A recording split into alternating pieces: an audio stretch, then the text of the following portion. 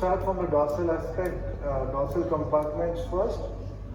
So the first compartment, as I said, begins on the radial side and is actually placed on the radial styloid.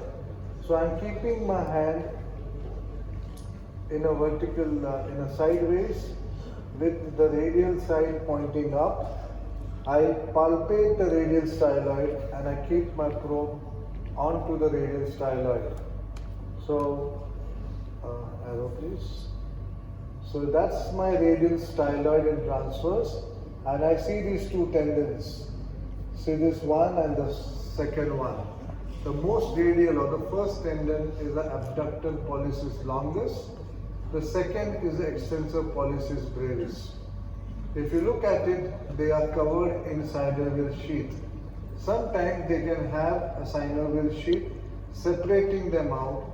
And this anatomical aberration has to be mentioned because if you are giving injections, you'll have to give it in both tendon sheaths.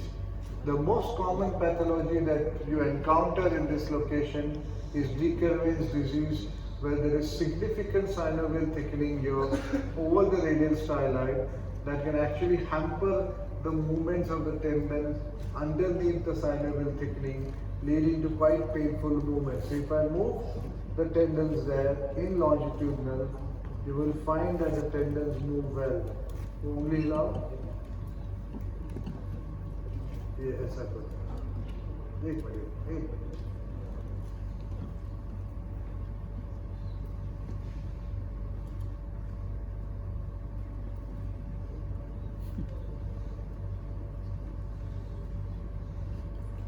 Correct.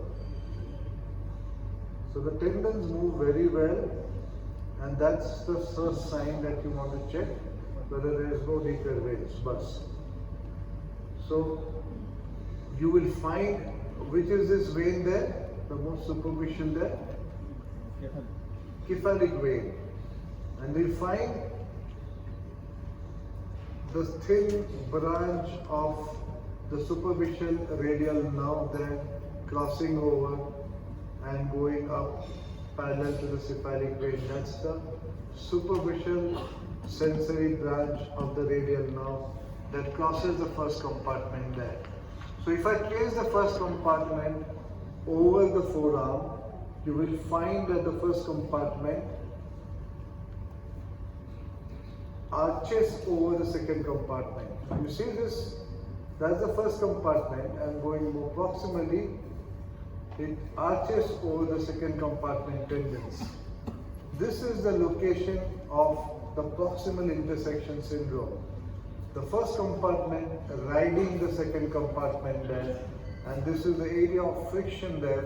If you have a lot of synovial thickening, if you have fluid, tenderness, hyperemia at this location where the compartments glide over each other, that's the site of proximal intersection syndrome. So you have two clinical causes of lateral wrist pain. The commonest is the de Quervain's, but that happens over the radial styloid. And if it is happening more proximally, it is the proximal intersection syndrome, where the compartment 1 tendons glide over the compartment 2 tendons. Then I turn the wrist to expose the dorsal side, and I identified an important anatomical landmark called the Lister's tubercle. Now that's the Lister's tubercle which projects over the dorsal aspect of the radius, and if you look at the tendons which are lateral or more radial to the Lister's tubercle, you will find two tendons there. This forms the compartment 2. So the more radial tendon here is the extensor carpi radialis longus, and the one that is abutting the Lister's tubercle is the extensor carpi radialis brevis. So this compartment 2 allows the compartment 1 tendon there to glide over itself, again showing the proximal intersection there. On the Lister's tubercle or just lateral to it, you will find the extensor pollicis longus, that's the compartment 3 tendon. Now, I find this anatomy very difficult to remember at times. It is over a period of time that I've got accustomed to it, but I remember it simply as from the first tendon, I begin with the longus brevis, then the longus brevis and the longus again. So compartment 1 begins with abductor pollicis longus, extensor pollicis brevis. Compartment 2 begins with extensor carpi radialis longus, extensor carpi radialis brevis, and the compartment 3 is the extensor pollicis longus. I believe this will help you remember in this way. Now, the funny part of compartment 3 is, though it is seen bang in the midline, the distal tubercle is almost in the midline there. It is seen medial to the distal tubercle, but it has, by the name suggests, to cross over and go to the thumb. So it is quite obliquely oriented. An extensor pollicis longus, pollicis means the thumb, and an extensor of the thumb means it has to cross the compartment 2 and the compartment 1 tendon to reach the base of the thumb. So I am tracing the compartment 3, that is the extensor pollicis longus, and as I see, follow it distally, you find it is going over the compartment 2 tendons towards the base of the thumb. Now this again area is a common area for friction. As you saw in the compartment 1 over compartment 2, this is compartment 3 over compartment 2, and this is called the distal intersection zone. This is the site for distal intersection syndrome, where it encounters friction between the 3 and the 2nd compartment as it crosses over to go towards the base of the thumb.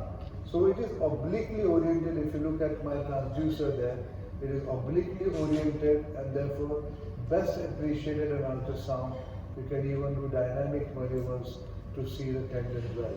So the extensor pollicis longus actually traverses obliquely over the compartment 2 tendons, where you can have distal intersections. The compartment 4 are actually enveloped in a thick synovial sheath, and they are the extensor indicis proprius, and you will have the extensor over, which will actually cause extension of the 4 fingers there. So between compartment 4, just medial to it, over the radio-ulnar joint, you will have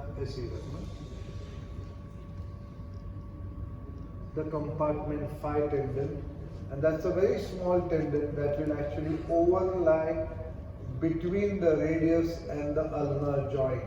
That's the dorsal radio-ulnar joint. That's the radius, that's the ulnar, and this tendon, small tendon there, is the extensor digiti minimi, which is the extensor of the little finger. You see this, don't move, so this is the extensor digiti minimi overlying the with distal radio-ulnar joint. The 6th tendon is much more medial, and it is seen in the ulnar groove. You see, I am so medial there in the transverse section. I see this ulnar groove, and you have the extensor carpi ulnaris within this ulnar groove. In fact, this is a common site of where you can dynamic maneuver, you can cause subluxations. So you can cause subluxations by trying to pronate and supinate. It's still seen within the groove, and therefore it is intact. That's the extensor carpi ulnaris. If I keep my hand like that and I elongate the extensor carpi ulnaris, as it crosses the margin of the ulna, that's the distal ulna, this is the proximal carpal bones, and that's the extensor carpi ulnaris. You see this triangular echogenic structure, that is a triangular fibrocartilage complex. Now the triangular fibrocartilage complex is not an optimal evaluation case for ultrasound. It should go in for MR. But if you have an obvious through and through tear, you can actually see clefts within the triangular fibrocartilage complex, because any cleft in an echogenic cartilage will actually stand down. So that's where you look for the triangular fibrocartilage complex. So that completes my extensor aspect of the wrist joint. I would have one more assessment left. Sorry, I forgot to mention that. From the radius, I come over the styloid. I come over to the scaphoid, and the scaphoid and the lunate has a thick ligament there, which is the scapholunate ligament.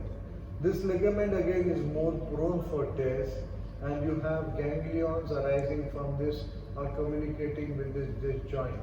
So you have ganglions and tendinosis as a common pathology there in the dorsal disc.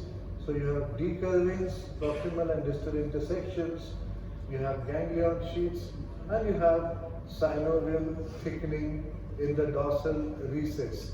So if I keep my probe in the midline, as I come over the radius, over to the carpal bones, that entire space that you find is a dorsal recess. This is a common site for synovial proliferation, for panniculitis, for synovial hyperemia and fluid in a case of rheumatoid arthritis. This is where you would look for, check for rheumatoid arthritis. Now I come to the proximal, to the ventral aspect, and the most important area here is the carpal tunnel. So the carpal tunnel actually begins from the distal palmar crease. You can see your hand, you find a distal palmar crease that corresponds to the proximal tunnel. And what I'm going to show you is an extension which begins from the more proximal aspect. Just increase it. I wanted that, yeah. For a more proximal, that I am in the midline. I see the mid forearm there. So you have the flexor digitorum superficialis and the flexor digitorum profundus muscles in the flexor aspect of the mid forearm, and in between lies your median nerve. This structure with hexagons in between, the very classical honeycomb structure, is the median nerve. So I trace the median nerve as it passes between the flexor muscles, and it comes over towards the wrist joint, and I see a transverse oriented muscle. You see this muscle there? That's the flexor digitorum profundus, but you see a muscle which is oblique or transversely oriented, and that's the pronator quadratus. Now this pronator quadratus is where we actually measure the nerve in ellipse. Can you just give me an ellipse, please? This is quite a regular nerve, so I would go by the ellipse method. I would calculate the ellipse there. Just calculate the ellipse there. Just press set. Decrease the box. No, press set. Decrease the box. Decrease.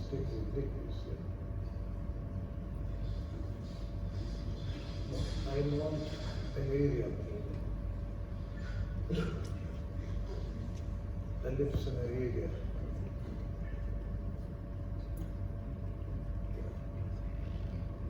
No. Yeah. Decrease the size from the side. Lift it up now from the side. Okay. You get an idea that I want to actually follow the outer contour of the nerve, and you get an area of say 9 millimeters square there. So this is where I measure the median nerve, and I'll tell you the implication later. This is overlying the pronator quadratus, which is a transverse muscle that connects the. Okay. I'll just change the probe here, and